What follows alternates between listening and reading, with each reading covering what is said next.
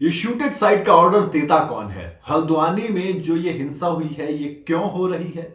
और उस हिंसा में जिस नजूल लैंड की बात की जा रही है उसका मतलब क्या होता है? वो लैंड है क्या?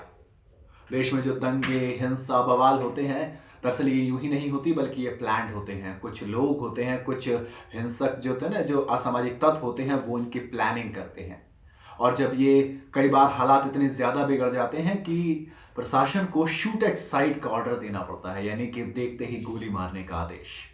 अब ऐसे में सवाल आता है कि यार ये होता कौन है, ये देता कौन है आदेश, ये होता क्या है, और क्या इससे हिंसा सच में रुक जाती है? चलिए मैं आपको तीन चार चीजें इस वीडियो में बताने वाला हूं। पहला तो कि हल्द्वानी में ये जो मसला चल रहा है ये है क्या, शूट एट साइट का ऑर्डर देता कौन है, ये कानून किस कानून के तहत आता है, और साथ में आखिर में ये भी बात करेंगे कि ये नजूल लैंड जिस पर उत्तराखंड में हल्द्वानी में इतना विवाद चल रहा है ये है क्या।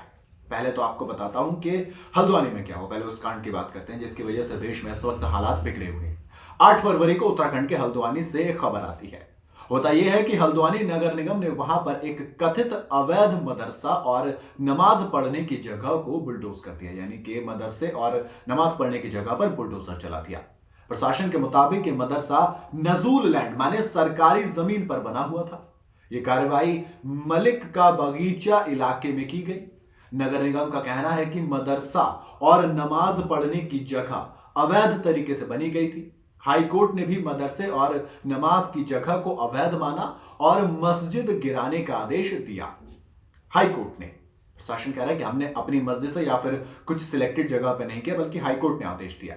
8 फरवरी की दोपहर 1:30 बजे के करीब आयुक्त पंकज उपाध्याय, सिटी मजिस्ट्रेट ऋचा सिंह, ये कई अधिकारियों के साथ मदरसे गिराने के लिए पहुंचते हैं, भारी पुलिस बल के साथ। वो भी अब वरिष्ठ पुलिस अधीक्षक प्रहलाद मीना के मुताबिक जैसे ही दोनों संरचनाओं को गिराने की कार्यवाही शुरू होती है, वहां पर मौजूद महिलाएं और रिहायशी यानी कि जो आसपास के लोग होते हैं वो सड़क पर उतर आते हैं और कार्यवाही का विरोध करने लगते हैं, बैरिकेड्स तोड़ने लगते हैं, पुलिसकर्मियों के साथ बहस करने लगते हैं।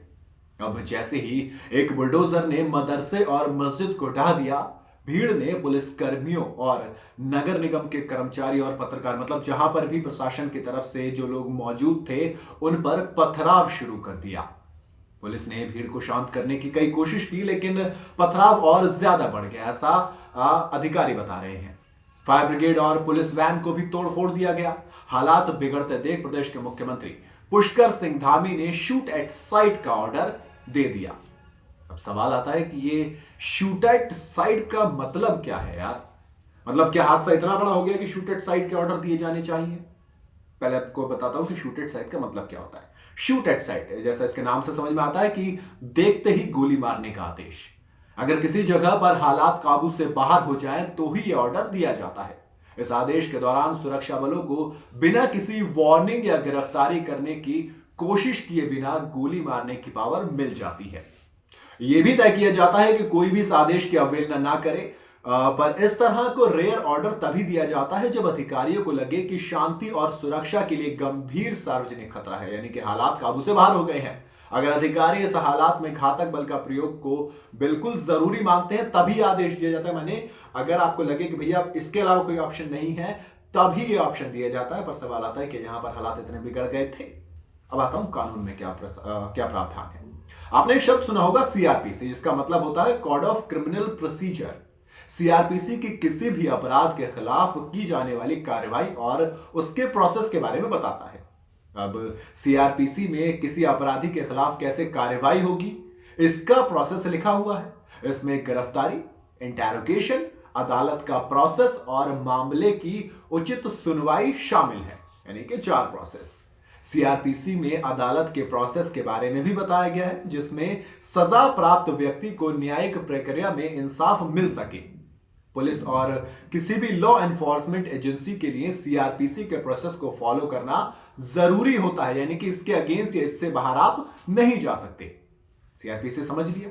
ऐसे सीआरपीसी 1973 की धारा 41, 60 और धारा 149, 152 के तहत गिरफ्तारी, अपराधों की रोकथाम या गैर कानूनी सभाओं को भंग करने से संबंधित कानूनी शक्तियों के संदर्भ में शूट एट साइट का ऑर्डर पारित किया जाता है। इसे सीआरपीसी की धारा 46(2) किसी की गिरफ्तारी के दौरान बल प्रयोग की इजाजत देती है। सीआरपीसी के मुताबिक अगर कोई इंसान उसे गिरफ्तार करने का विरोध करता है या अरेस्ट से बचने की कोशिश करता है, ऐसे में पुलिस अधिकारी को उसकी गिरफ्तारी के लिए जो जरूरी लगे वो उन साधनों का उपयोग कर सकता है। यानी कि पुलिस अधिकारी को जो जरूरी लगे। गिरफ्तारी के दौरान बल प्रयोग, हवाई फायरिंग या लाठी चार्ज, इसके कुछ बेसिक एग्जांपल है जो आपने देखे होंगे। हल्द्वानी वाले मामले में और ऐसे सभी मामलों में एक सवाल उठ सकता है कि अगर अधिकारी को कानून से इतनी शक्तियां दी जा रही हैं तो वो उनका दुरुपयोग भी तो कर सकता है ना, यानी कि अपनी जरूरत के हिसाब से इस्तेमाल कर सकता है उसको वो। तो इसका भी हल कानून में दिया गया है। सीआरपीसी में इन पावर्स पर लगाम लगाने के लिए धारा 46(3) है। इस धारा के मुताबिक कार्यकारी संस्थाओं या अधिकारियों की सीमा पर यह कहकर एक लिमिट लगाई है कि यह प्रावधान किसी ऐसे व्यक्ति की मौत का कारण बनने का अधिकार नहीं देता जिस पर मौत या आजीवन कारावास की सजा वाले अपराध आरोप नहीं है। यानी कि उसे लाइफ इम्प्रिजनमेंट या फिर जो फांसी है उसका कोई आरोप नहीं है, तो फिर उस पर यह आप नहीं कर सकते। अब आता हूं नजूल लैंड पे, यानी कि सरकारी जमीन क्या होता है। अगर आप कभी किसी ग्रामीण इलाके में गए होंगे तो मुमकिन है आपने किसी खाली पड़ी जमीन पर नजूल लैंड या नजूल भूमि का बोर्ड लगा देखा होगा। हल्द्वानी के सेंटर में यही नजूल लैंड है। फर्ज करिए आपके पास 2 एकड़ जमीन है और उससे सटी हुई 2 एकड़ जमीन खाली पड़ी है। ऐसी जिन जमीनों पर किसी का मालिकाना हक ना हो वह सरकार के अधीन आती है। इस तरह की जमीनों को शासकीय जमीन या नजूल भूमि कहा जाता है। तो क्या इस तरह की जमीनों का गणित क्या है? पहले थोड़ा इतिहास समझते हैं। ये नजूल लैंड का कंसेप्ट शुरू हुआ अंग्रेजों के वक्त से। अंग्रेजों ने भारत में 2 सदियों तक राज किया, शासन चलाया और भारत को खूब लूटा लपाटा। कुछ लोगों ने अंग्रेजों की अधीनता स्वीकार कर ली, वहीं कुछ ऐसे भी थे जो जिस स्तर पर जितना हो सके विद्रोह करते थे, यानी कि अंग्रेजों के खिलाफ लड़ते थे। पर उस वक्त भारत में सेंट्रल कमांड जैसा कुछ नहीं था। अलग अलग रियासतें होती थी। इन रियासतों में भी कुछ अंग्रेजों के अधीन थे तो कुछ उनका विरोध करते रहते थे। इसी तरह से आम लोग भी अंग्रेजों का विरोध करते ही रहते थे। जो लोग भी अंग्रेजी शासन का विरोध करते थे उन लोगों को अंग्रेज अपने रूल्स के मुताबिक अपराधी करार दे देते थे। उन पर मुकदमा चलता था और ऐसे मुकदमों के बाद उन्हें जब उनका जो आरोप था वो सिद्ध हो जाता तो उसके बाद उनको सजा दी जाती थी। मतलब बेसिक वही प्रोसीजर जो आज हम फॉलो करते हैं वो अंग्रेजों के जमाने में ही फॉलो किया जाता था। पर अंग्रेजी हुकूमत एक ताकतवर साम्राज्य था, उससे लड़ना आसान नहीं था। आम लोगों और विद्रोही रियासतों के पास अंग्रेजों के मुकाबला करने के लिए भैया बहुत कम संसाधन थे। अंग्रेज एडवांस हथियार से लैस होते थे, साथ ही उनके पास बहुत ज्यादा अमाउंट में वो संसाधन रहते थे। जब कभी भी किसी आम व्यक्ति अंग्रेजी शासन का विरोध करता था तब अंग्रेज मुकदमा लगाकर उसे जेल में डाल देते थे। कई बार लोगों को खुद को बचाने के लिए अपना घर जमीन छोड़कर भागना पड़ता था। कभी कभी लोग पकड़ में आ जाते थे। विद्रोह करने वालों में अगर गरीब सभी तरह के लोग थे। कई लोग ऐसे थे जो खेती करते थे और उनके पास जमीन होती थी।